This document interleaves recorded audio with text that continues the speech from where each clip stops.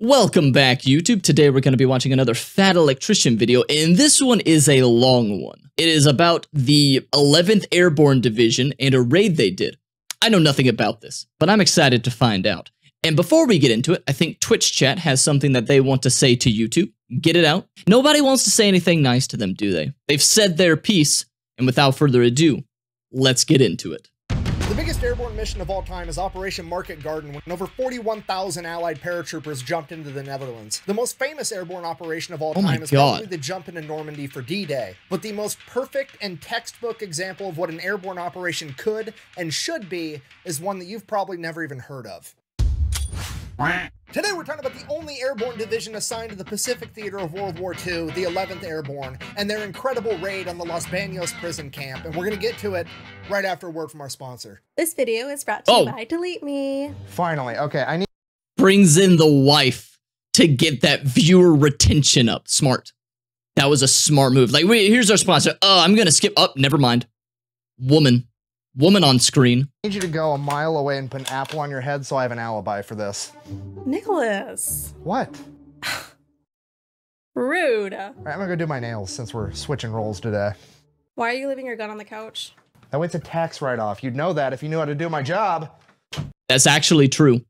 That is actually true. A thing for YouTubers and streamers is that if you have something that you use for your videos or stream and you put it in the background, you can use it as a tax write-off. You buy a new gaming chair, you buy some stuff to fill up your bookshelves and stuff in the background, you can use them as a tax write-off for your business as a YouTuber streamer. It's completely true. As long as you put it in a video and on stream, you can do it as a tax write-off. That's why a lot of YouTubers will make videos about their vacations, because they can use it in a lot of those expenses as a tax write-off. I could do his job better. I can do this. Yeah, I'd rather go shopping. Nick! Same. Do your job!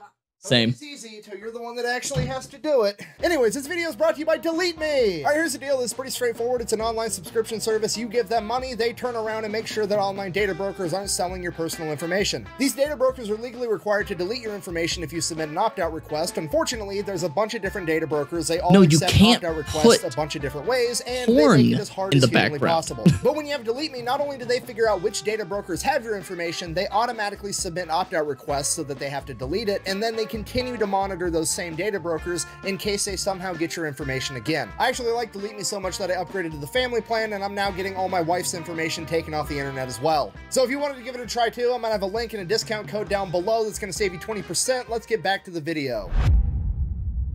Los Baños. All right, important background info. December 7th, 1941, the Japanese commit the ultimate sin of fucking with America's boats when they attack Pearl Harbor. Most people are familiar with this. However, most people don't realize that immediately after the attack on Pearl Harbor, the Japanese launched attacks all throughout the Pacific. Among the many places attacked was the Philippines, which, if you don't know, at this point in time was an American colony that America had acquired after the Spanish-American War in 1898. So because of that, there's both American... People always forget that we had colonies. They're like, oh man, America didn't have colonies or anything like that. Yeah, we did.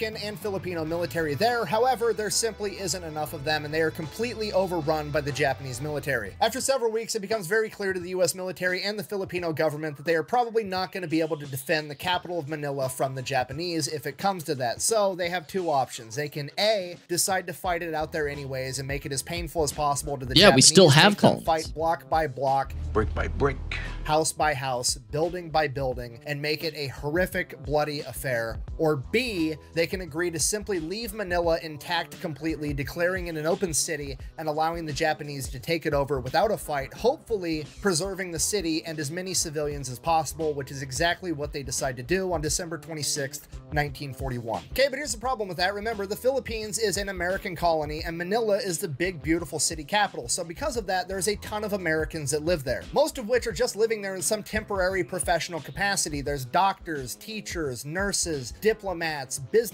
people. There's also a bunch of representation from the Catholic Church, and a lot of the priests and nuns happen to be American. Regardless, there is a ton of American citizens that are left behind in Manila when the Japanese take over. Because of this, the Japanese decide that they're going to take the local college, Santo Tomas University. They are going to convert it into an internment camp and stick all of the Americans inside of it. While the Americans did make... We don't use that word, those phrases anymore, do we? Internment camp. Nah, it's just something else. We'll do that. Ugh. man, I mean, I guess, geez.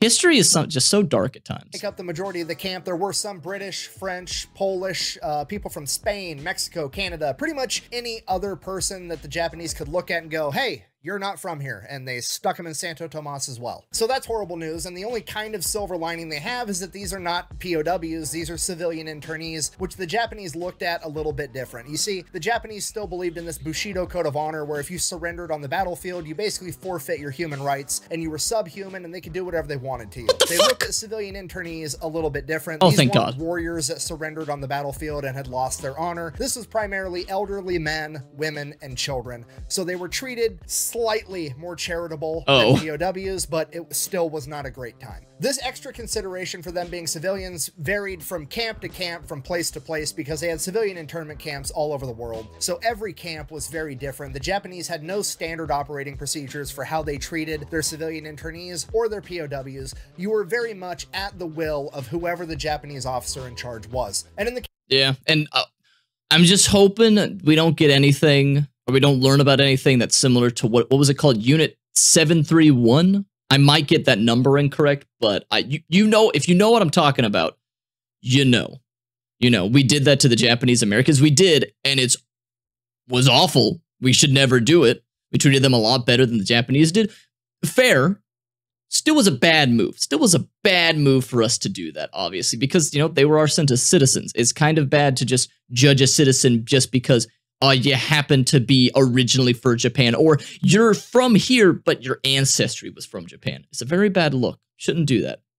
In the case of Santo Tomas, it was actually one of the better ones to be at. Bear in mind, I'm not saying it was good. Nobody was having a good time. Still a horrible place to be. But on the scale or the spectrum of being in a Japanese internment or POW camp, this was one of the better ones, which at the end of the day isn't saying a whole lot. Now, the reason it was better was because the Japanese had like a real loose control of it. Basically, they put a fence up, told all the Americans to stay inside the fence, and we're going to bring you food. If you try to escape, we'll kill you. That was pretty much how it went down. They allowed the Filipino people, the civilians, to bring the Americans extra food. The Filipino people were great to the American internees as much as they could be. They tried to deliver their mail. They were trying to give them anything and everything they possibly could, and the Japanese allowed that to happen. So that's what kind of made it more tolerable than a lot of other camps. But as World War II progressed and the Japanese Empire got weaker and weaker, conditions in the internment camp and really all of Manila as a whole... Wait, okay, here's a logistics question.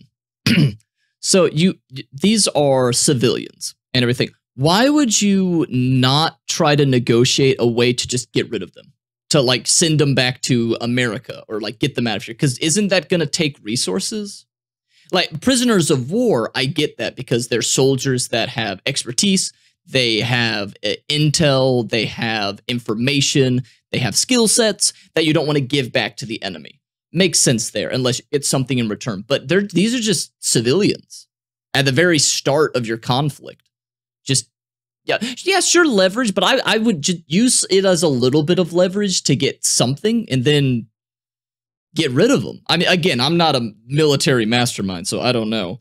I'm just wondering if, like, that's a lot of time, food, effort, resources to spend on civilians that, you know, don't have too much leverage. Also, it makes it a big target. You know, so let's just get rid of them, and not get rid of them in the sense of bang, bang. You know, just send them back to America, and then boom, now we don't have to worry about feeding them. It's easier to have prisoners than to use resources to keep transporting them back and forth. I guess that's true. But what if we do like, hey, we'll meet you halfway? Got worse. Supply lines broke down. Manila's a big city. You have to bring in a ton of supplies to sustain a city. So not only did the Japanese military not have enough resources to divert to this internee camp, but the Filipino civilians weren't able to give as much either, leading to way worse conditions. It was overcrowded. There wasn't enough food to go around. So the main problem is they can't get the food from the farms into the city. So what if we take the internees and move them out of the city and just put them on the farm where the food grows? Then we don't even have to move the food as far. We just got to move the people one time, right? That makes sense. So that's what they do. They build makes a new sense. internment camp. It is 40 miles out into the country. It is in a I have place not called heard Los of that Baños, incident. right off Laguna de Bay, the biggest lake in the Philippines. It is a naturally beautiful area. There's a ton of naturally thriving tropical fruit like bananas and coconuts, and there's also a bunch of agricultural villages that are going to be able to help get food for all the internees. And that's basically how the Japanese pitch this to the internees. Hey, it's basically going to be a happy summer camp. You guys are all going to go hang out in tropical paradise, eat bananas, and hang out till the war's over. Some people buy it and they volunteer to go to this new internment camp. A lot of people aren't really buying it, and amongst the people that aren't buying it are the medical professionals. None of the medical professionals, none of the doctors, none of the nurses want to go to this new internment camp. Let me guess. Is it the reason I would think, just from what I've heard, and I'm not a medical expert, but is it because it's going to be very unsanitary? It's going to be very hard to make sure that's all sanitary and sterile, and you're not going to get diseases, mosquitoes, gnats, different types of insects that are going to give you different diseases and stuff like that. Because if it's near water, if it's a stagnant form of water, there's going to be a lot of bugs, because bugs love stagnant water. So, you know, that's what I'm thinking. Put. And just as the first batch of internees were getting ready to ship out to the new internment camp at Los Baños, and it looked like they were going to have no medical staff, finally a doctor by the name of Dr. Dana Nance and 11 naval nurses that would later come to be known as the Sacred 11 would volunteer to go with them. When it was all said and done, 2,147 internees would end up living at the Los Baños internment camp. And in the beginning, similar to Santo Tomas, things are pretty okay, bearing everything in mind. And once again, the local Filipinos are being a huge help. They're literally bringing in carts and carts of food every day to help get these internees more and more calories. And then a change of command happens. They put this guy in charge by the name of Haiwanaka, and he's this washed up Japanese officer that is just completely hands off. He's not there at all. The dude doesn't even get in his uniform anymore. He literally just walks around camp all day with his sandals in his kimono. Doesn't give a shit about anything. So his second in charge is basically running the show. And his second in command is a man by the name of Sadaki Konishi, and he's evil. There's no other way.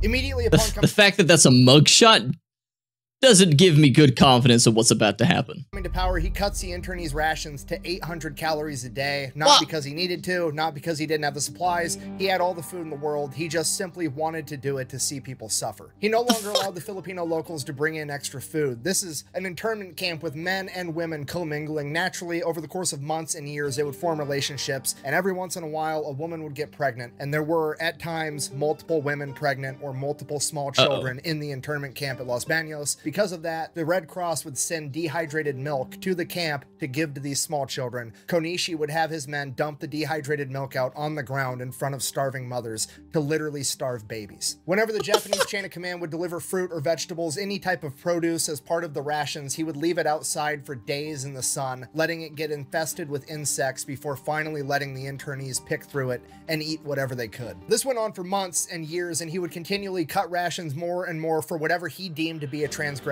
until the internees were eating only 400 calories a day. And as if starving thousands of people wasn't bad enough, Konishi would constantly taunt them the entire time, never letting them forget that the only reason they were in this condition was because he said so. On one occasion, he told the men that he had 100-pound bags of rice in a storage building across camp, and that they could have it if the men would carry it over to the barracks and they could cook it and eat it. So the men that had been starving and lost a third of their body weight go across camp, carry 100-pound bags of rice into the rest of the camp. I swear he better give it to the children and themselves to finally be able to eat, only for Konishi to tell them that he had changed his mind and that they needed to take the rice back or he would shoot them.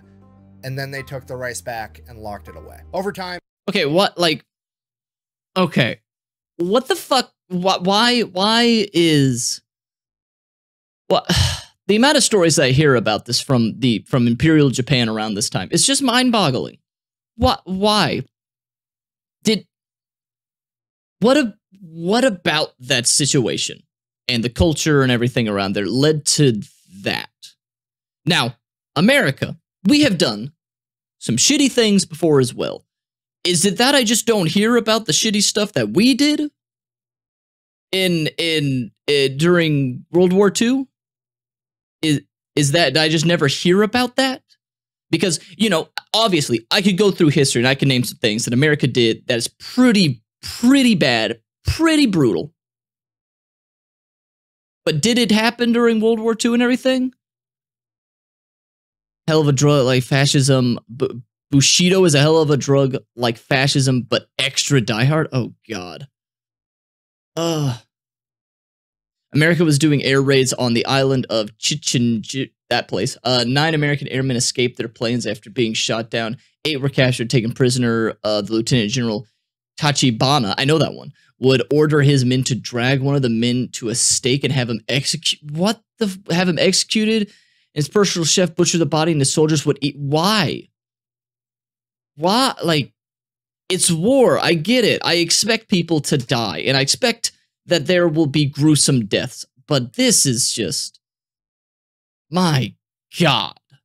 All of the internees begin starving to death and showing symptoms related to it, whether it be parasites from eating things they shouldn't be eating, a malnutrition disease known as beriberi, dysentery, or scurvy. Dr. Nance and the Sacred 11 were doing everything they could to help everybody, but ultimately, they too were starving to death. There's a lot of different accounts of how bad it got at Los Baños, but the one that stands out the most is when a Catholic priest told everybody that the only way to get out of this now was with the help of God, and that they all needed to pray. And one of the nuns there said that if they were going to get out of this alive, God was going to have to send the angels to come get them. February 1943, 1 month before Los Baños would receive its first internees, the United States military activated a new unit, the 11th Airborne Division, aka the Angels. And just for the record, that's not me trying to be cute calling them the Angels because it makes my story go good. That's their actual nickname, and they got it for a completely different reason from anything to do with Los Baños. So the training of the 11th Airborne Division is extremely important, and that is because General Eisenhower is not impressed with how airborne units have performed in North Africa and Sicily so far, and he thinks that airborne divisions just don't need to exist anymore. No division-sized element of airborne should be a thing. He doesn't think it's effective. We don't need them. Another general that he respects and that he actually went to West Point with and is known for his entire career by the name of Major General Swing disagrees, and he volunteers to go back and train the 11th Airborne to show how effective an airborne division can be. So Major General Swing comes back to America to stand up the 11th Airborne to show how good airborne units can be, and his selection process to get into his new unit is absolutely brutal. The only men that make it through are star high school and collegiate level athletes. But Swing didn't just want a bunch of brawn, he also wanted brains. He made it a requirement that every single man in the 11th Airborne Division at its inception had to have a military IQ test score of 110 or higher. This meant that physically and intellectually— Wait. Okay, I've never taken an IQ test, so maybe I'm wrong about this. Isn't the average on, or maybe a military IQ test is different? Isn't the average of an IQ test 100? Or am I wrong about that? But why does 110 not sound impressive? What is it? I should do a stream where I do an IQ test. I can find one of those free ones. So, am I just wrong about that? Or is a military one just completely different and that's why 110? Because could just be wrong. this entire division, 100 is average by definition, all the way down to the lowest ranking private, were all qualified to go to officer candidate school, both mentally and physically, which is absolutely crazy. Swing only wanted the best of the best, and he actually got in trouble for kicking back That's a crazy so many story, recruits Winter. because they didn't meet his standards to be in the 11th Airborne Division. Because of that, they actually expected him to lower the standards and start letting more people in, but by then he had actually found all the men that he needed. Because airborne divisions in World War II weren't as big as regular divisions. A normal division had about 15,000 men, an airborne division had about 8,000 men. They also I know about the raping of Nanking. Nanking. Lighter artillery, they didn't have tanks, I know they about had it. light vehicles, all the stuff they had they could jump with. So they were lighter, but they were also faster, meaner, and smarter. So Major General Swing is basically went through like 30,000 guys and distilled out the best 8,000 dudes, just the raw talent, the best of the best, the strongest, the fastest, and the smartest. And he trains the dog shit out of these guys to be absolute monsters. He is striving to make this batch of like 19 to 23-year-old kids the best of the best, and he tells them as much. He tells these kids they're going to be able to eat nails and spit out razor blades by the time they're done with their training, and you know what? They believe him. Major General Swing was born in the 1800s. Dude fought in World War I. He's already been in theater in World War II, and he's telling them, you guys are the best of the best, and if anybody would know, it's going to be him, so they believe him. And this is where they start to get their nickname, the Angels. You see, they're overly athletic, they're above average smart, and they're getting their ego pumped up, and they're a bunch of 20-year-old kids. Naturally, when they go out on leave, they're going to be rowdy. If these guys aren't training to kick ass, they're partying. These guys are going out, getting hammered, getting in fights, getting thrown in jail every chance they get. They start fucking with the chain of command, thinking it's funny. At one point, they actually prank Major General Swing. You got to realize, General Swing is born in the 1800s. The dude fought in World War I. He's the old guy, okay? He's old school military officer at this point. And those old school military officers all played polo. That was like the boys club thing. That was like what golf is now, right? And they went... God, polo, and God, golf. I'm sorry. Golf is one of those that I can see why people enjoy playing it. If I was good at it, I could see why I would enjoy it. But man, watching golf, oh, IQ of 120 is higher or higher is less than 1 per 5,000 humans? Really? Really? I gotta take an IQ test. I gotta see how stupid I am. I gotta see how stupid I am. Went out and they stole Major General Swing's polo horse as a joke. And then there was also that time that they got in trouble for spear hunting for pigs using their bayonets mounted on their M1 Grand so that they could have a barbecue. The 11th Airborne guys got in so much trouble so often that it became a running joke, kind of, sort of, not really a joke, an actual point of conversation in the morning officers meeting on Monday. First order of business, how many of our little angels woke up in jail this morning? And that's where they got the nickname the Angels. And to be fair, that's why it's in quotes. They weren't unique in being this rowdy. This is pretty much standard behavior for all airborne units in World War II, whether people are willing to admit it or not. I mean, for example, later in the war, the 82nd Airborne was on leave over in France, and they got so rowdy that the US military had to send out a special military police unit just to get them under control. So yeah, paratroopers are always kind of wild, but back in World War II, they were exceptionally wild. But as it turns out, when your job is to lead the way into armed conflict riding a fucking kite, that's exactly the type of guy you want doing the job, a dude that gets a little bit rowdy. Speaking of kite, that does actually kind of make the 11th Airborne a little bit unique, because you could argue that they are the most airborne unit of World War II, and that is because Major General Swing made every single man in the 11th Airborne Division double certified in both parachute and glider infantry. Okay, everybody knows what parachute infantry is. We've all seen Saving Private Ryan. We've all seen Band of Brothers. It's the guys that jump out of a plane with a parachute, right? That's easy. What a lot of people have never seen before is a military glider, and I have no idea why. If I had to guess, I would assume it's because it's hard to replicate for Hollywood inside of a movie, but they were real and they're absolutely badass. It's basically a giant kite that looks like a plane that a C-47 literally tows behind it into the battlefield. So the C-47's got a bunch of paratroopers jumping out of the side of it, and it's also towing a giant plane-sized kite that's capable of carrying like 3,700 pounds and a bunch of guys inside of it. Oh, and then, that's sick. as the paratroopers jump out, the gliders detach at this rope, and then they glide the rest of the way into the country, land this plane. Okay, side note, unpopular opinion, this is the most gangster vehicle of World War II, okay? You know who I don't want to have to get in a fight with? The guy that shows up for military training to partake in the biggest war the world has ever seen, and when everybody else is like, oh, I want to drive a Sherman tank, I want to serve on a battleship, I want to drive an Amtrak, and this motherfucker's showing up like,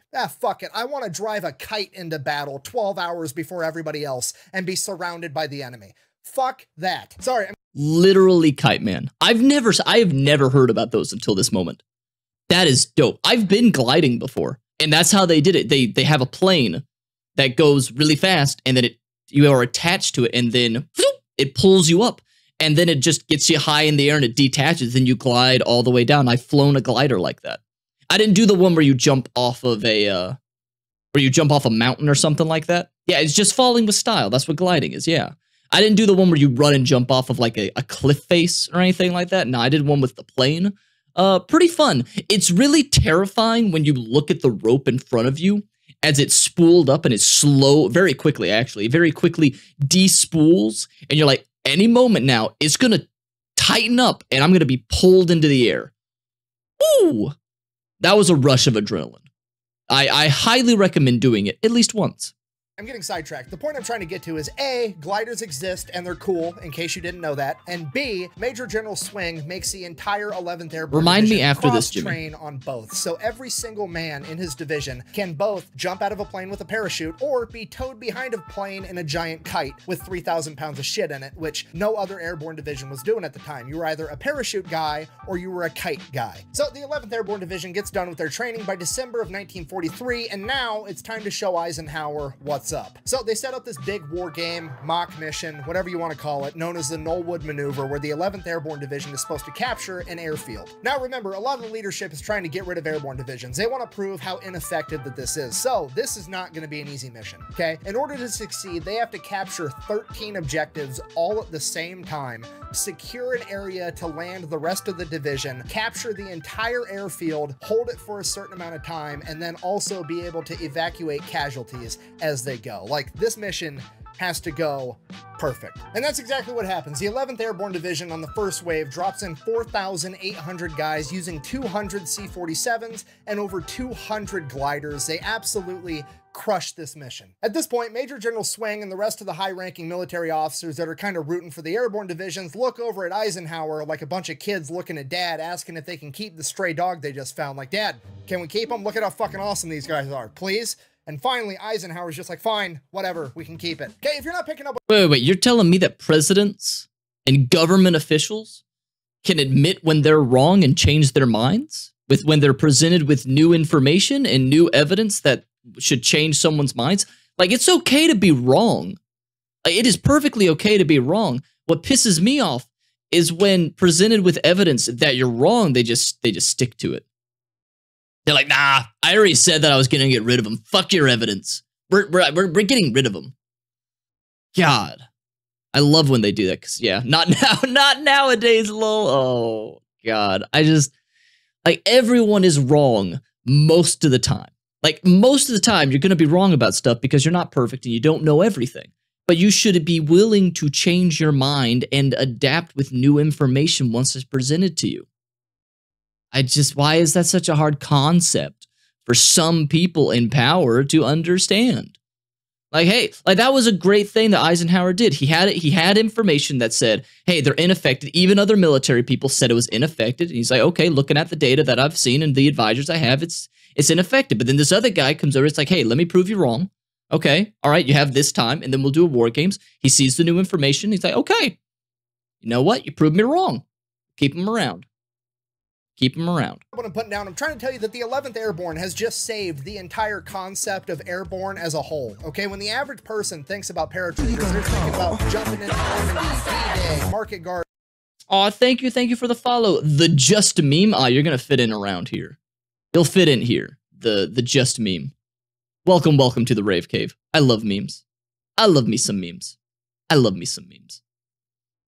That follow played twice at once. Oh, did it? Oh, shit. Hang on. I can fix that.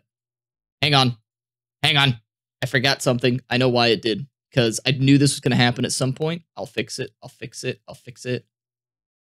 Let's see. Get rid of that. Get rid of that. Rid of that. Rid of that. Keep that. Keep that. Get rid of that. And that should be it. All right, I fixed it. Meme, what we are doing right now is we are watching a historical video, and then we're going to be playing we're going to chat, and then we're going to play some video game. And also, we have a Discord. If you are at all interested in joining it, it is in the description of this channel or whatever it is, and also in the chat. But welcome.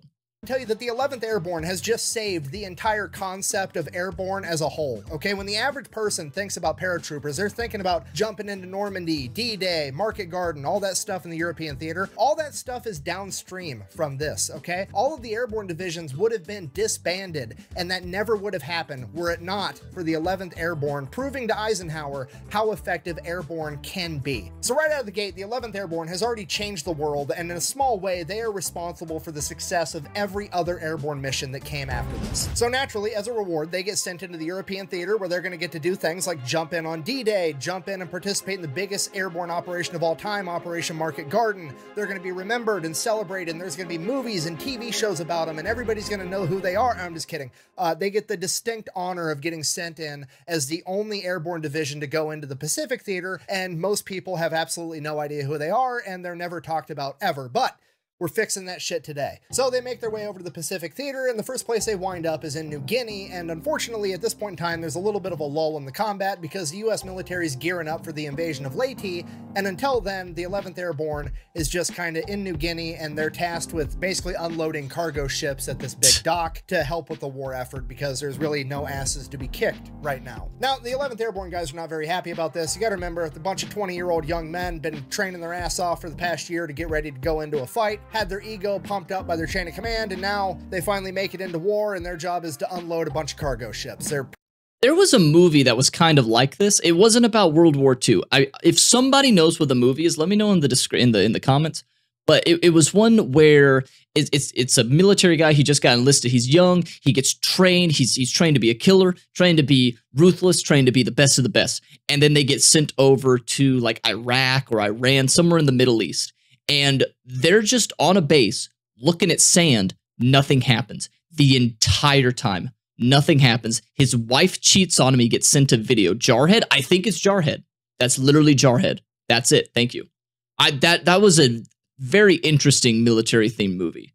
I mean, it's not a war movie, obviously, but man, the psychological effects of being trained to do all of this stuff, and then none of it happens. Nothing happens. And then you just go home. And it's like, what am I? What was the point of any of what I did? And you're just like, oh, like, wow. It was a very interesting turn for that movie. And I loved it. I need to rewatch that. I need to rewatch Saving Private Ryan. And I need to rewatch Top Gun. Pretty disappointed. So to make themselves feel better, they steal shit. I mean, strategically transfer equipment to an alternate location, and by alternate location, I mean to their campsite. And when I say equipment, I mean pretty much anything and everything that's cool, they take it as theirs. Literally entire crates of Colt 45 1911s, booze, cigarettes, good food. They're stealing entire Jeeps and vehicles and using them at their camp. And nobody's really saying anything to them, and they're getting away with it, so they get a little bit bolder, and eventually they're like, fuck it, we're just gonna steal the generator for the dock, and we're gonna take it back to our camp and wire up our camp so we have electricity. So that's what they do. They steal the generator, bring it over to camp. General Swing catches them, and he's like, no, you guys can't be stealing that generator. Or at least you can't wire up your tents. You're going to use it to wire up my tent. And they have to go wire up General Swing's HQ building, and he uses the electricity. Now, at this point, the guy that's actually in charge of the dock goes over to General Swing's quarters to where the 11th Airborne are, and he's like, your guys are stealing fucking everything. They need to stop. I need my generator back. At which point, Swing gets in a huge argument and says the famous line, my angels would never do that. Thus cementing in their nickname, the Angels. Shortly after that, the 11th Airborne would get orders that they were going to partake in the invasion of Leyte, and they would have to leave a bunch of their stolen goods behind. An MP unit came in to clean up their camp and reported back that there was an entire parking lot of I hope you guys cannot hear that. There is a fucking honking horn outside my window right now. I think someone's alarm just went off. I hope nobody's breaking into any cars out there. I hope you don't hear that. Stolen vehicles there. How'd that get in there? Hey, look, it's the meme. So, Battle of Leyte, we talked about this last week with the 77th Infantry, aka the Old Bastards. They were there as well. But if you don't remember, or if you didn't watch that video, basically the Japanese government has come out and said that they are going to make the Battle of Leyte a decisive battle in the war. They are throwing anything and everything they have at this fight to not lose this island. Basically, the American forces have one half of the island, the Japanese forces have the other half, and they're both being resupplied on their back ends and fighting in the middle, trying to claim this island. Eventually, the 77th Infantry Division would be sent around the backside of the island to make an amphibious landing and take over Ormoc Bay, which is where the Japanese were getting their resupply from, cutting off the enemy supply lines, while the rest of the Army and Marine units held the line, including the 11th Airborne, and continued to fight. The 11th Airborne Division and every other unit that fought at Leyte sustained heavy casualties, but for every single Angel that fell on that battlefield, he took with him 45 enemy soldiers. Holy... After claiming victory at Leyte, the next objective to take is Luzon, the main island in the Philippines with the capital of Manila and the Los Baños internment camp. With this being the main island, there's no doubt that the Japanese are looking to make this a decisive battle as well. Luckily, 3 months prior to this, MacArthur had already sent someone to begin prepping the stage for an American victory at Luzon. Yeah, a 45-to-1 KD ratio was my peak Call of Duty kill death ratio when I was a teenager. That was like my peak. I think the best I ever did was like 50-1. So that's impressive. It's kind of undermining that I compared it to Call of Duty. I apologize. That it's kind of shit, gonna be honest. But because, you know, someone died. But very impressive. Because that's actual gunfire. You don't get hit. Do you ever wonder, do you ever realize that in real combat, you don't get you don't get little hit indicators? You know, if you hit something, you don't know. You just got to keep shooting. You don't get you don't get a little indicator that says, hey, there's a grenade to your left or anything like that. You don't get that. If a grenade gets thrown at you, hope you saw it, because it could be right next to you and you didn't realize. It's terrifying when I thought of that as a kid. I was like, oh my God, like obviously this is a video game, but like, oh my God, like how are you supposed to know when a grenade's thrown at you with all the noise? Like it's just, oh, there's a grenade next to me. I'm just dead now. Oh God.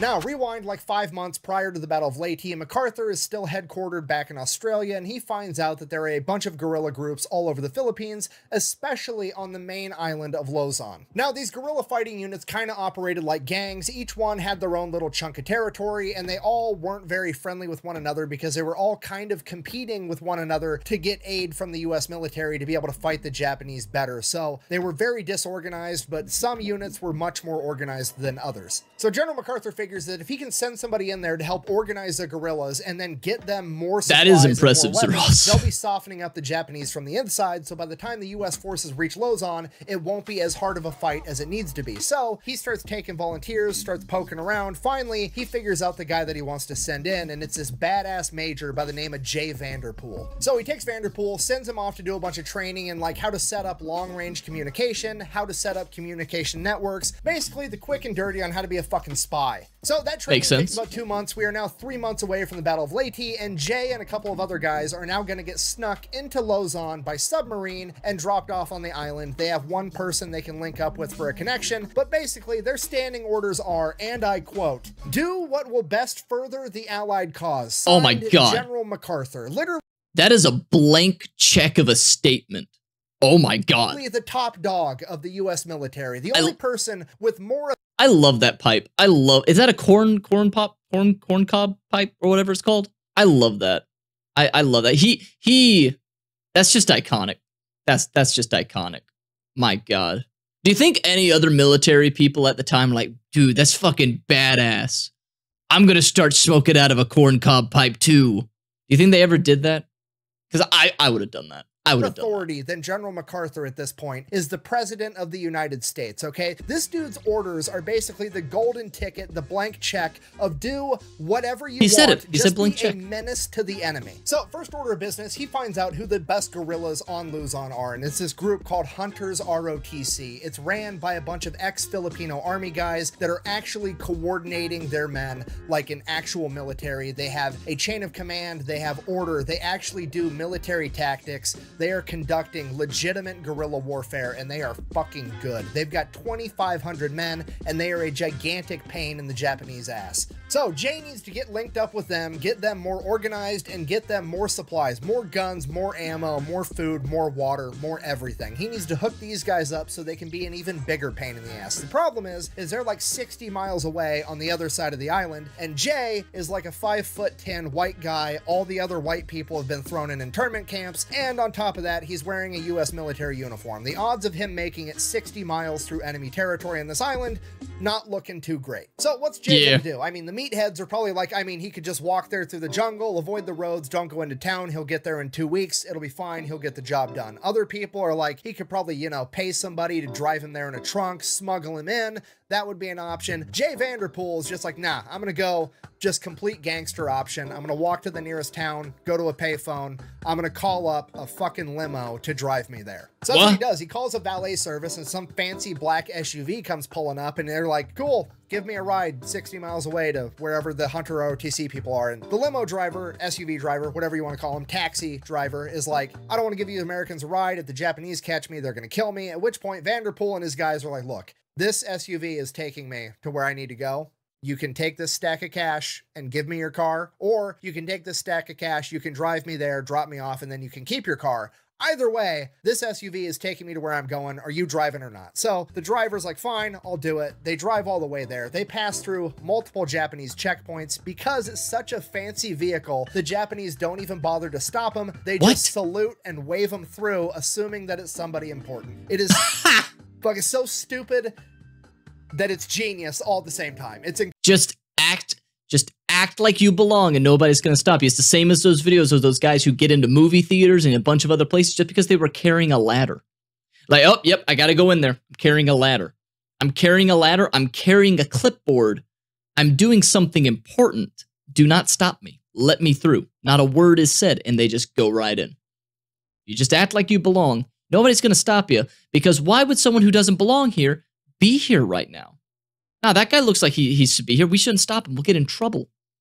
Incredible that it worked. It's the funniest fucking part of this story. So this happens multiple times, and they make it all the way to the village where Hunter's ROTC is located. And when they get out, the leadership of Hunter's ROTC just sees Americans in American military uniforms getting out of like this dope black SUV 60 miles inland into enemy territory. So the guerrilla leaders are thinking like, oh shit, these guys are gangster as fuck. Look badass. That's really badass, guys. That's dangerous. So already they're off to a great foot. Japanese likely. Insane strategy of calling a limo to drive him through enemy territory, and then Vanderpool whips out his printed out order from General MacArthur, basically saying do whatever to further the Allied cause. At which point the guerrillas are just completely game to do whatever. They're more than happy to help in any way they can because they know who General MacArthur is, and this is their best shot at making a measurable impact to save their country. So Jay Vanderpool has been in Luzon for all of like 6 hours, and he is now essentially in charge of 2,500 men that are experts in jungle warfare. Now, these guys have been an issue the entire time, but they're so under-equipped that they weren't able to do as much as they could. Like, they're not living up to their full potential because these guys are going in and launching raids against the Japanese, and every guy has like 3 bullets in his gun because they just don't have ammo. Then they're whipping out their bolo knives and using those to fight the Japanese. Now, with Jay, he's going to be calling in and getting them new guns and a ton of ammunition so they can actually function like a guerrilla fighting force. And they are going to get escalated from an issue to a fucking problem for the Japanese. Then over the course of the next 3 months, while the 11th Airborne is in New Guinea and fighting in Leyte, Vanderpool is in Luzon getting his guerrilla network even bigger. He's getting more guerrilla units to cooperate with him, and he's getting them guns and ammo as well. And he builds this entire command structure that he calls the GGC, the General Guerrilla Command. And then he teaches all of them how to gather intel, spy on the Japanese, and send long-range communications. So now, not only is his guerrilla fighting force a guerrilla fighting force, but they're doubling as a spy network as well. Ooh. In the span of 3 months, Jay Vanderpool has essentially turned himself into the guerrilla warlord of the Philippines. So fast forward January 9th, 1945, American forces were victorious at Leyte, and now they are making their invasion into Luzon with like 175,000 men. It is a massive offensive operation. And Jay Vanderpool, our favorite guerrilla warlord, has positioned all of his guerrilla fighters in between the American landings and the Japanese main forces. So that way, when the Japanese try to make their way to the beaches where the Americans are landing, they're going to be attacking them on the roads with ambushes the entire time, softening the enemy before they even get there to play defense. And here's what I need you to understand about this. That's a physical attack and a mental attack. Because by the time, like, even the people who make it there, it's not like, okay, there will be less people that get to your forces when you get to the beach. But they'll also just be tired. They'll be mentally exhausted because now they're on edge. Their brains are going to be fucking fried. Smart. Very smart. It's always good to, even if you just rattle them. Every little bit, every single little gunfire that they hear on the way there, that's going to spook them a bit. It's going to rattle them.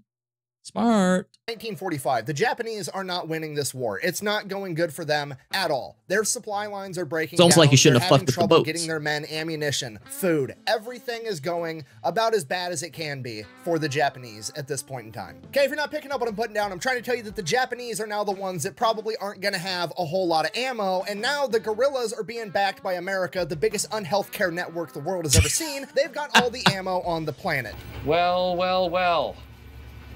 How the turntables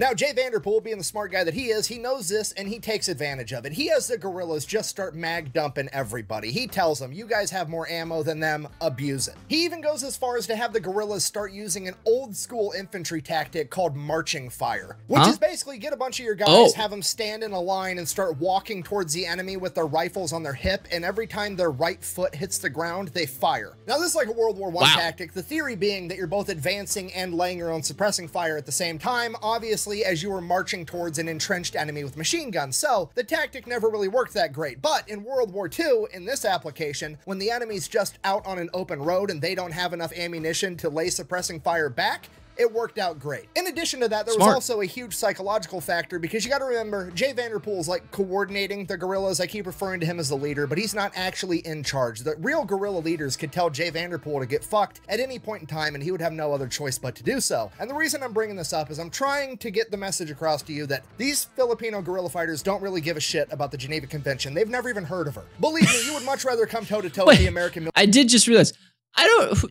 who is the Geneva Convention named after? I don't actually know that. I just realized that I am now questioning why I never knew that Geneva is an actual person.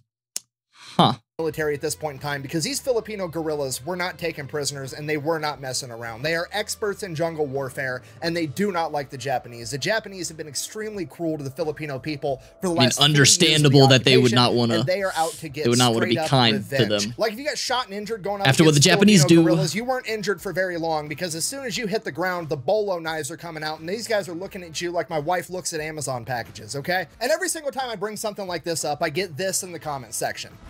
Buh! That's a war crime. Buh! To which I mean, yeah, sure, I guess, but I mean, what do you think is going to happen? Because you say it with this conviction, like you think RoboCop is going to descend from the heavens and enforce. It is only a war crime if you lose. I say that because that's actually how it happens usually. Is if you win, nobody's going to hold you accountable. It is an unfortunate fact. Fortunate/unfortunate, depending on the the circumstances of it. But yeah, if you win, or if you just don't get caught and everything. And I mean, McCarthy did say, do whatever it takes to further the Allied cause. So they are doing that. They are doing it. Yeah, it's a Geneva checklist at this point. Emotions run high. When you have a foreign entity and a foreign power coming to your country and abusing your country, your people, and your resources, just being dicks, I don't think, oh, is this a war crime, crosses your mind while you're fighting for your life and country. I don't think that's going to happen. So I don't think that crossed any of the Filipino soldiers, if I'm going to be honest. Justice. Because I hate to break it to you in your fragile worldview, but guess how many Filipino guerrillas got convicted of war crimes after World War II? Absolutely fucking zero. Okay, now look, I'm not saying that's right. I'm just saying that it happened. And to be honest with you, I'm not that upset about it. I mean, we've all seen those situations, right? It's not appropriate to punch somebody in the face, but also, if you're at the bar with your wife and some dude walks up, smacks your wife on the ass, and says, hey, sweetheart, how would you like to go home with a real man? And you turn around and punch that motherfucker in the face, fucking, he kind of deserved it. And if you don't like people, I do hate those people that say violence is never the answer. Oh, okay. Wow, fuck, man, I didn't realize that. Man, if only people would always listen to words sometimes. If you know, it only works if the person you're with also agrees that violence isn't the answer. And they're also just not a major dickhead. Because sometimes violence is the answer. You know, you should try to exhaust the options that aren't violence beforehand, if at all possible. Sometimes it's not possible, but, you know, violence sometimes needs to be done. Just saying, some people need to be punched. You shouldn't punch them if you can avoid it, okay?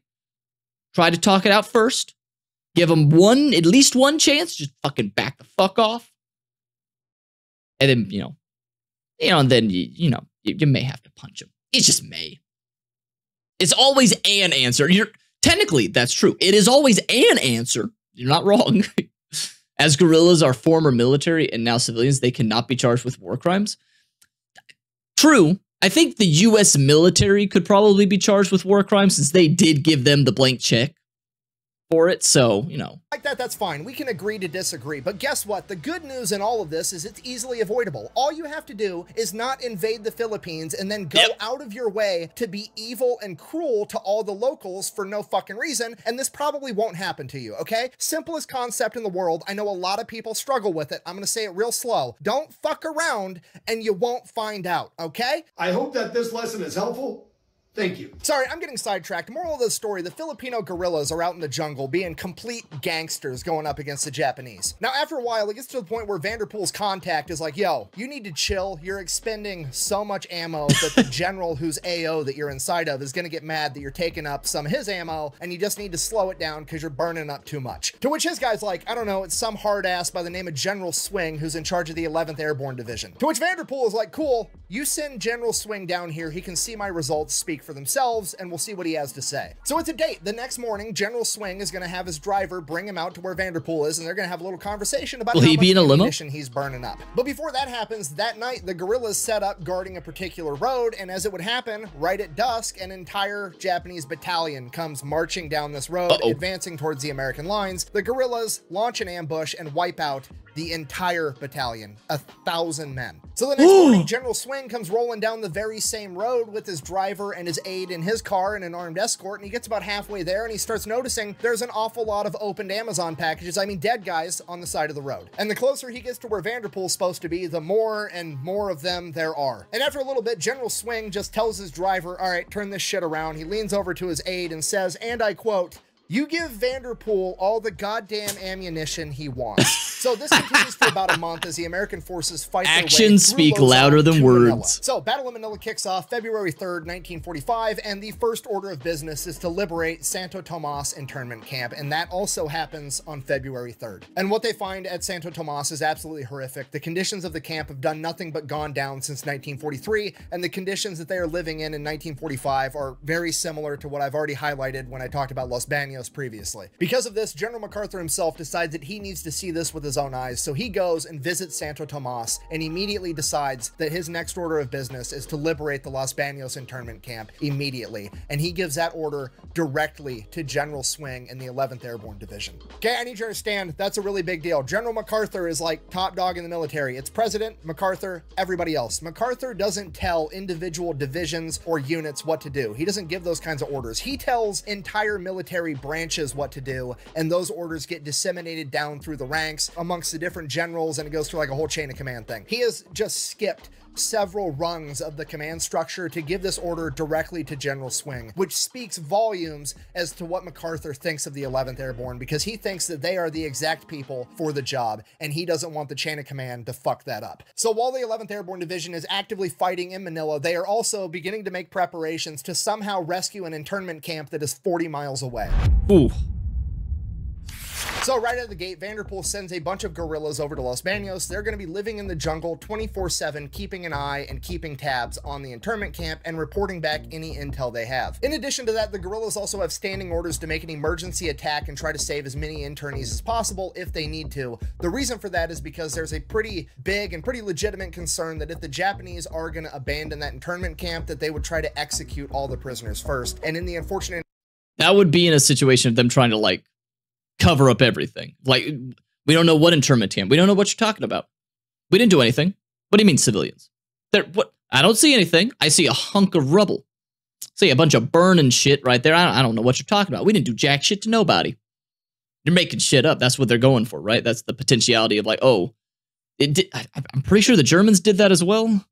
The Nazis did that as well, if I'm not mistaken.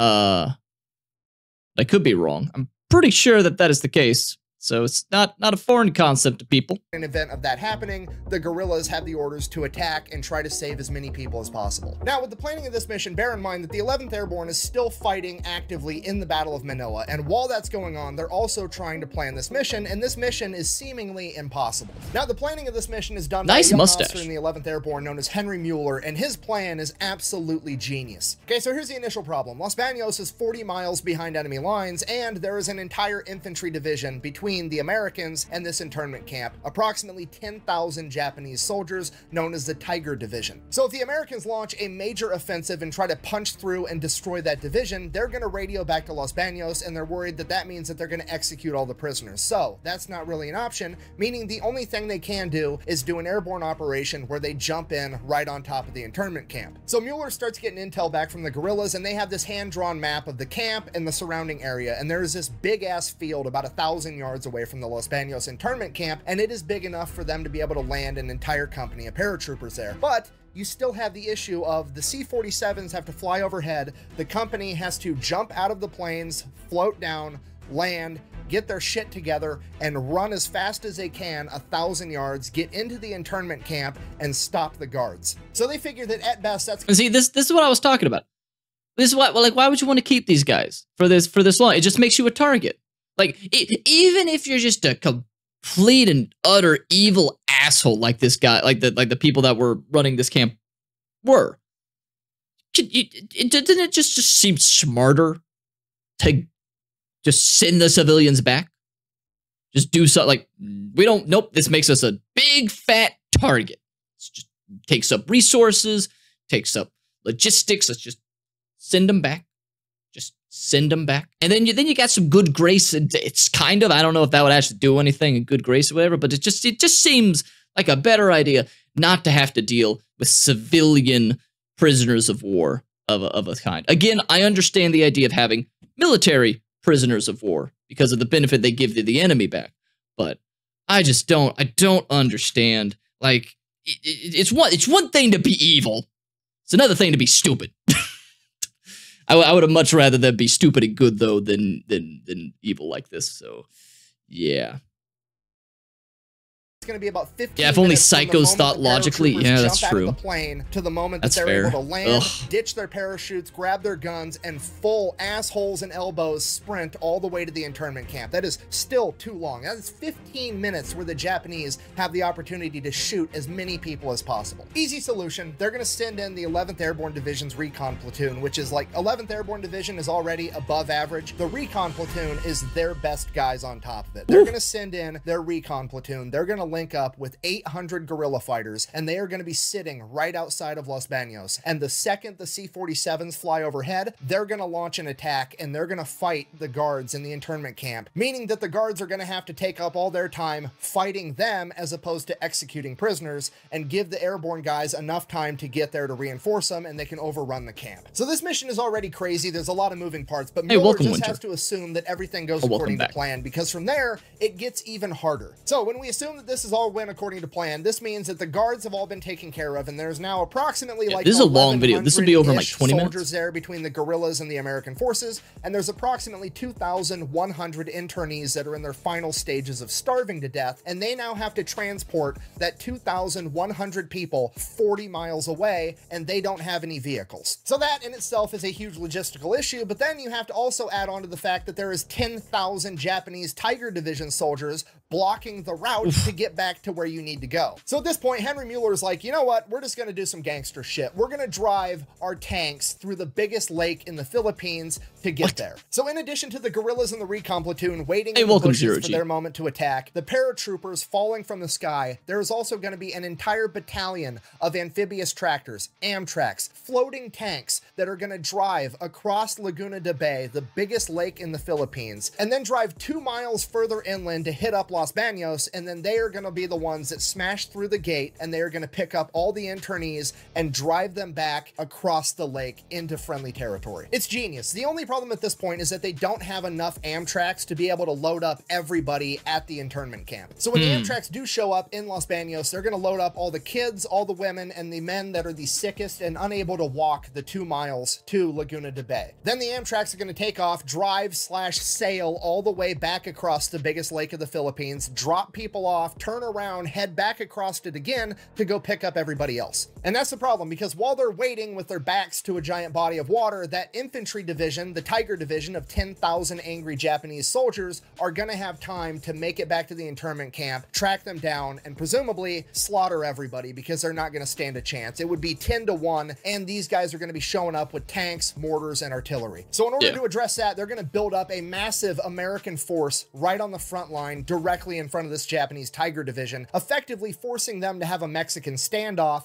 with the American division. And this is going to put the Japanese leadership in the position of like, I know that there's a prison raid going on directly behind me, but if I turn around to address it, this entire American army is going to kick my ass. So they're effectively just going to have to sit there in this staring contest and let this raid go on behind them, even though they know it's happening. It's genius. Mueller is effectively playing 4D chess. So Henry Mueller— I've never heard of a plan like this. I would have never, obviously I would have never thought of that. I'm not that smart. I'm not a military tactician. I don't know jack shit, but like that makes sense to me. But my God, is that ballsy. Oh my God. Don't blink. You're just hoping that the Japanese just don't blink. That they like, okay, yeah, we'll just let that happen. Ooh, it's really good. It's really good. The enemy never heard about this plan before either. You don't want the enemy to hear about your plan.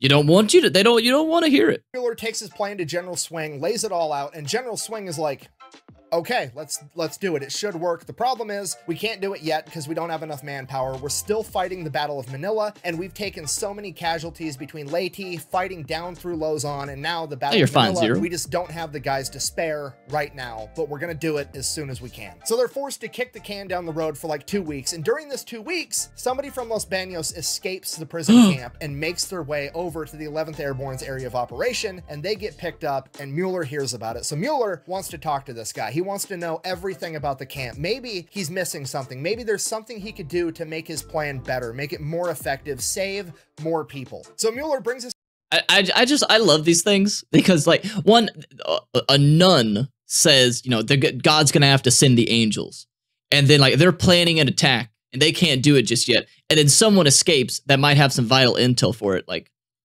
God loves having a nice cinematic moments here. God loves doing all that stuff. I love it. I love it.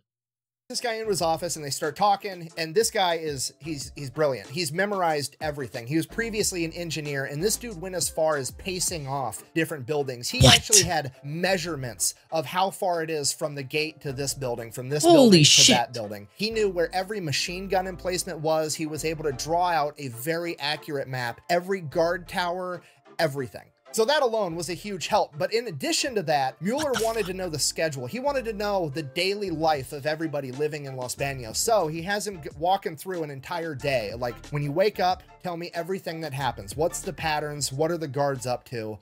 What's the deal? At this point, the gentleman informs Mueller that every single day it begins with most of the guards, like 99% of them, all but like 20 dudes that they leave at the guard towers, proceed to go lock all their guns in their barracks, and then they go out in the field next to the internment camp in their underwear and sandals and do calisthenics. They're out there doing stretches and push-ups and shit to stay in. What the fuck? What the fuck? Okay. All right. Fighting shape. To which Henry Mueller is like, fucking excuse me? You mean to tell me that if I time this mission right, I literally get to catch these guys outside of the internment camp in sandals and their underwear while they're tired and sweaty? I gotta go. He goes straight to General Swing's office and he's like, hey, we got to move up the timeline for this mission. The original schedule was that the paratroopers were going to be jumping out of the C-47s at 8 o'clock in the morning, and Henry is like, we got to bump that back. They got to jump out at 7 in the morning, right in the middle of these guys doing push-ups in their underwear. We're literally going to catch the enemy with their pants down. Yep, he said it. I was like, he has to say that. He has to say it. Was because before that, the earliest they could be there was 8 o'clock in the morning. The reason for that was because they wanted the C-47s to have the light of dawn to be able to take off, just because it's easier getting that many planes in the air when everybody can see and it's not dark out. But everybody pretty much agreed this is worth it. We're going to do it anyways. So that's the plan. The plan is set in stone. We just have to wait until we have the manpower. Why did this one guy memorize all of this stuff? Because it's one thing to be like, yeah, I've been there a long time. I know where the guard posts are. I know that there's a bunch of this. I know the patterns, but he knew how to pace it out. I want to know this guy's story. Did he like memorize all this stuff with the idea of like, I'm going to try to escape? Did he intentionally do that? He's an engineer. I get that, but how many people that are engineers are like, yeah, I know how to pace out my area of work. Huh? Yeah. Maybe he was bored. Yeah, maybe that's it. Yeah, that's what I'm thinking. Did he consciously think? Because that's badass if he did. Did he consciously think, I'm going to try to escape, or if I do try to escape, I want to have as much information as possible. So I'm going to memorize all this stuff. Because I don't think, even as an engineer, I don't think you just know it. Like, oh yeah, no, it's this many paces from this building to this building. He had to have thought about this. He had to have consciously made an effort of like, I need all this intel in case I get the fuck out of here to share with the U.S. Army. It had to be. Badass. I mean, either way, this guy's a fucking godsend and a badass in and of himself. Or to actually pull it off. And then several things happen. The first one being that a local farmer and fisherman is sailing his boat around Laguna de Bay, and he ends up seeing the Los Baños prison camp or prisoners from it somehow, and he reports back to the Americans how sickly and how poorly they are being treated. So that's number one. The secondary thing that happens is Vanderpool's guerrillas report back that the Japanese are digging a massive hole in the ground, a humongous trench, and at the top of it are machine gun emplacements, and everybody assumes the worst, that they are digging a mass grave. Yeah. So that's it. Time to shit or get off the pot. We're doing this, and we're doing it right now. Get that big military force built up right in front of the Tiger Division so they can start their Mexican standoff, get the recon platoon out in the jungle with the guerrillas, and spool up the C-47s. And for the love of God, somebody turn on Fortunate Son while we do it. I don't care if it doesn't come out till 1969 and it's February 23rd, 1945. Just make it happen. Yeah, can't do that. No.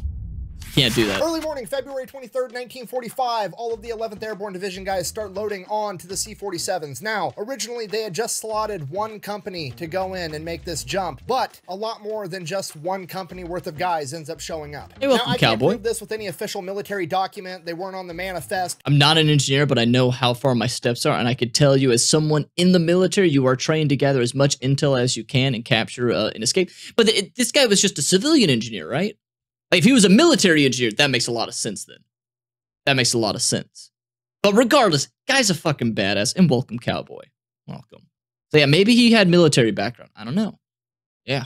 But it was very much one of those situations where everybody in the 11th Airborne Division wanted to be on this mission, okay? They'd already been through hell together. They fought through Leyte. They fought through Luzon. They're in the Battle of Manila, and they had freed Santo Tomas, and all of them had seen the horrors that were happening inside of that POW camp, and absolutely everybody wanted to help. So more guys showed up, whether they were supposed to or not, and they jumped as well. So they load up into the C-47s. They take off. Problem, one of the C-47's landing gear won't retract back up into the plane. Apparently, in the darkness of night, one of the maintainers on the ground forgot to pull the locking pin out of the landing gear, and now they can't pull the landing gear up, meaning they can't get up to speed. They're gonna miss the hit time. Okay, right out of the gate, that's a big fucking problem. I mean, it's only one of the planes, so it's got approximately like 28 paratroopers in it, but in a mission this small, 28 guys can be a make or break amount of dudes. And we don't have time to turn around, pull the pin out, and get that plane back up into the air. We can't have all of the C-47s slow down because then none of them will make their hit time, and they all have to be there when they're supposed to be there because those Amtraks are showing up on time, the recon platoon and the guerrillas are showing up on time, and most importantly, we got to catch the enemy literally with their pants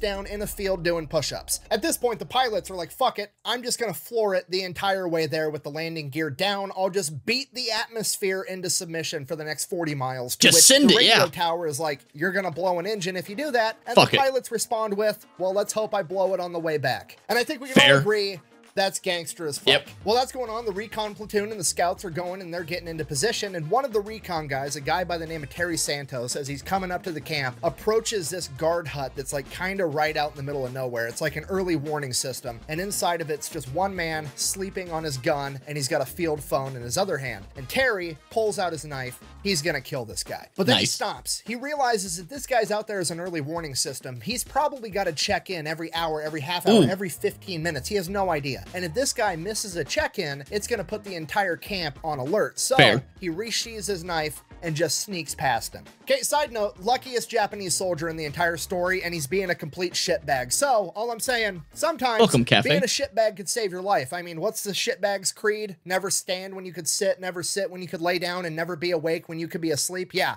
This just saved this guy's life. Anyways, the scouts and the guerrillas, they all go out, they get in position. Thanks to the new drawn map from the previous escapee, they know where every single guard tower and guard hut is. And there are scouts literally sitting outside of them on the other side of the wall, next to the windows with grenades, waiting to hear the C-47s coming up. And they're just gonna toss grenades into all the guard checkpoints. Oh my and God. take out all the guards at once immediately. So they're in position and they're waiting, and it feels like forever, but it's probably only like 5 or 10 minutes. And they're waiting. Thanks, and you Zero. start to hear the faint drone of the C-47s off in the distance, and they keep waiting until it gets louder and louder. And then as soon as the Japanese guys out working in the field turn to start looking up towards the sky, they attack. Every guard hut on the ground gets God, that's through the window. terrifying. Every guard tower gets raked with machine gun fire. Terry Santos runs in, and the barracks that has all the guns inside of it, and he throws white phosphorus grenades inside, lighting the entire building on fire so that they can't even retrieve their guns if they wanted to. Another scout runs up to the commandant's office where the man in charge is supposed to be, and the only Japanese man in there runs and jumps out the window of the second-story building, and allegedly the scout shoots him out of midair with his Colt 45. Oh my God. Some of the guards try to fight, the paratroopers show up, and all in all, this entire affair is quick, violent, and over, with somewhere between 70 and 80 of the Japanese guards being I have killed my in jaw action, open. and It's the not being remainder of them captured, but my jaw fled is off open. into the wood line in their underwear and sandals. So it's going perfect. Everything is gone 100% according to plan. Next thing you know, the Amtraks drive right through the front gate. They roll up, their guys get out. They start trying to help load people into the Amtraks so they can all get out of there. And here's where things go off the rails. You see, what they didn't anticipate in this plan was a lack of cooperation from all the internees. And to be fair, they're not trying to be difficult. They don't want to not cooperate, but they don't realize the gravity of the situation. In their mind, you gotta remember, they're starving, they're hungry, they've lived here for the past 3 years, this is their home. They think that the Americans have come to save them and they are now behind friendly lines. They don't realize that they're 40 miles deep behind enemy lines and that there's an army of 10,000 Japanese soldiers coming to potentially kill them at any moment. And the army guys don't exactly have time to explain that to 2,100 people, so they're kind of sitting over there like, guys, I need you to get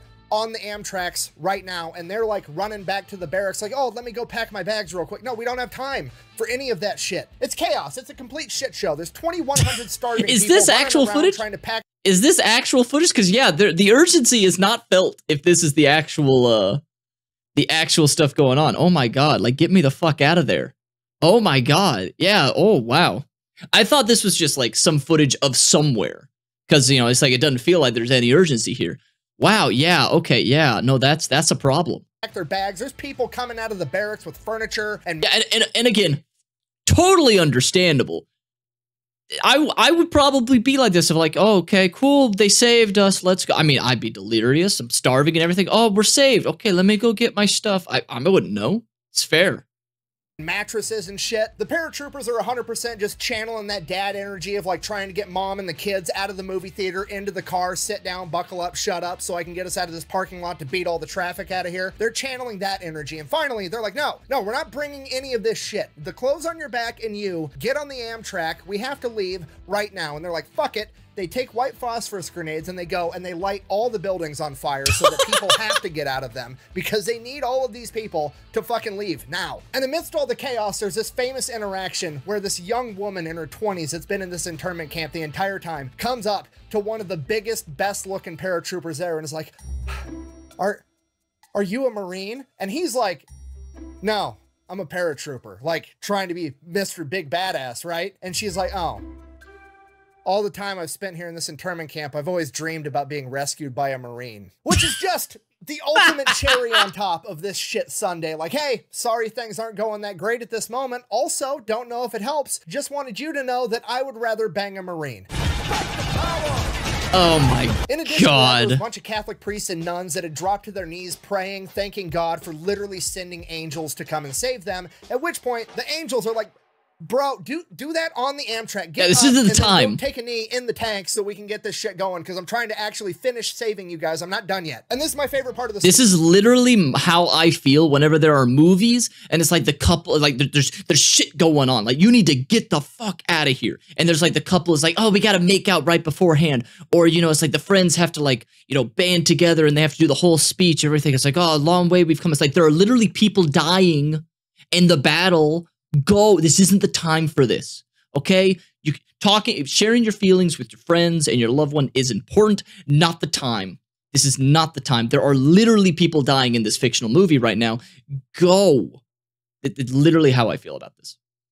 Story, right? Because Amtraks all have names. I think that was painted on the Jarhead. side, right? They're like tanks. Like the crew gives their tank a funny name or a cool name or a badass name. Like Gene Lafayette Poole called his M4 Sherman tank In the Mood. Well, this particular Amtrak that they loaded up all of the Catholic priests and nuns onto, on the other side of it, its name was, and I quote, the Impatient Virgin, which is fucking hilarious. Anyways, all the Amtraks get loaded up to maximum capacity and they take off. So now we've got all the paratroopers and somewhere between 500 and 600 of the healthiest looking internees available, and they're gonna have to walk 2 miles over to the lake. Okay, now cut back to the Amtraks. They're driving to the lake and they start taking fire from the tree line. They can see the muzzle flashes off in the distance. So one of the American soldiers in one of the Amtraks is trying to get up to the 50 cal to return fire, but there's so many internees in there and nobody's listening. They're all cheering and talking and nobody can hear him. He's telling people to move, but they're not listening. So he finally just literally gets on top and crawls over people to get onto this machine gun to start returning fire. And this dude is just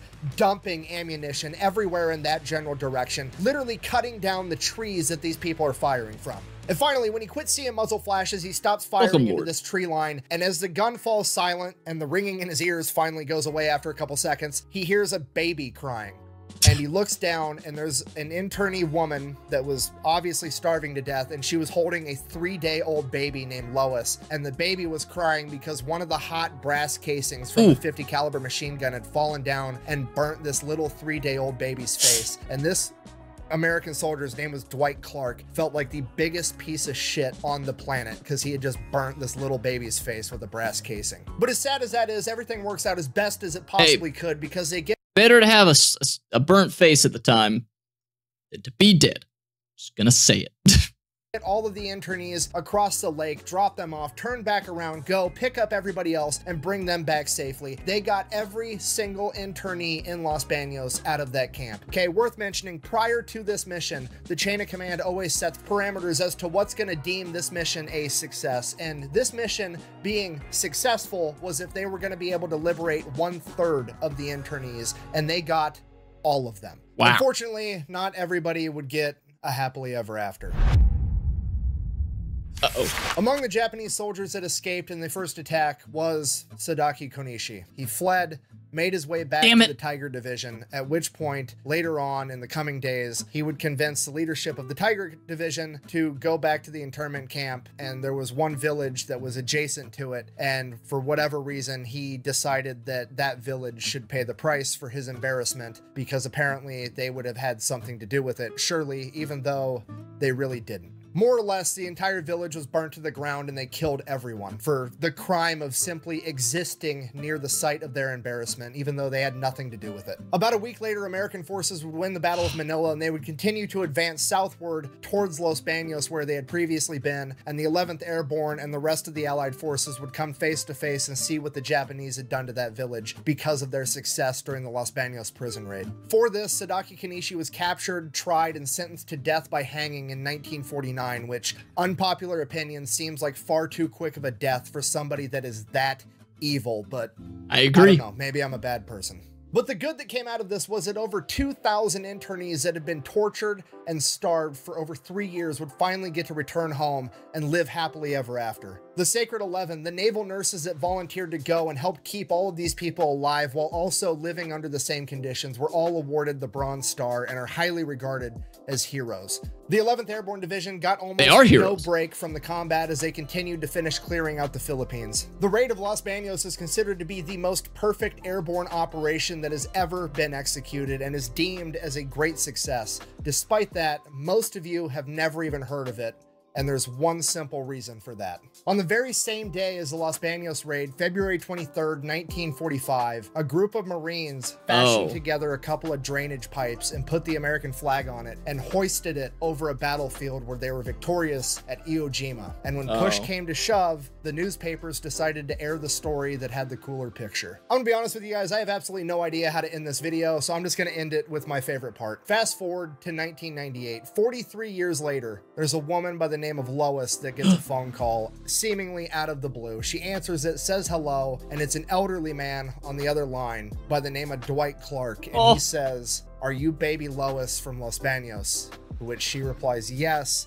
And the next thing he says is, do you have scars on your face? This man fought through the Pacific in World War II. He has probably literally tearing up. Had to do horrific things to survive. And out of all of that, it has tormented this man for the past 43 years, knowing that he may have hurt a sweet, innocent little baby. And after that time, 4 decades, he finally finds out that she did not have any scars on her face. And that is probably the happiest oh my God, I'm tearing up. closure that I could possibly give you. So thank you for watching. Best way to support the channel is go buy some merch over at thefatelectrician.com. Quack bang out. Oh, wait. This is a really long video. I need a drink. Oh, hey, real quick. One more thing. If you guys wanted to know more about the 11th Airborne, there's a guy that actually specializes in it by the name of Jeremy Holm. He actually helped me out with this video. He's written 3 books on the subject, and he has his own YouTube channel exclusively making content about the 11th Airborne. I'm going to have that link down below if you guys were interested. Other than that, I'm going to go get that beer now. See ya. What is this? Mr. Stanley Kingsbury, formerly General Manager of Trans-Pacific Trading Company, ex-Chief of Police and Fire Departments of Los Baños Internment Camp. Mr. Kingsbury, would you describe in your own words your reaction to your liberation on February the 23rd? I went about my business, dressed, doing the regular duties in the room, when all of a sudden I heard the sound of planes very near, looked out of my cubicle, found first 3 planes came over one of the lower barracks. I noticed a white sheet drop out of one. I'd read a great deal about parachutes. I'd never seen them so near me before. All of a sudden, the 9 planes were letting these parachutes out. It just seems that the air was filled with them. At that time, shooting began. Japanese bullets were flying thick and fast. Things were pretty hot there for about a half, 3/4 of an hour. In the meantime, the boys who come in told us we had to evacuate. And within the question of a few minutes, we were on the M tracks, where we rolled out of the camp, down to the shores of Laguna de Bay. That's the lake. It was nearby, 2 kilometers away from the camp. I imagine, Mr. Kingsbury, that you felt as if the entire United States Army was dropping on your head when they started coming. I certainly did, and I even have to pinch myself now to realize that I am really free and can talk and do as I please. You can do anything you want to, Mr. After Kingsbury. 1145 days under the Emperor from Japan, you can't realize how I feel. No, sir, I can't. I understand, Mr. Kramer, that you were wounded by a stray Japanese bullet during the liberation. Well, there really isn't much to say except the bullets were flying right and left, and we were so excited we didn't know what to do, so... Tell me, Miss Kramer, what are your plans for the future? I really don't know. There's so many things I want to do that I can't make up my mind. Well, what do you want to say? What do you want to do? Oh. United States. You mean you want to go back to the United States? Oh. I'm nice to him, okay? The camera's off right now. You don't have to lie. Nick. What? I'm nice to him, people. Right. Mm-hmm. Give you everything you want because you're a prince. Everything? No. See? Hey guys, just letting you know that I love my husband so much, and I'm very nice to him. He gets treated very well.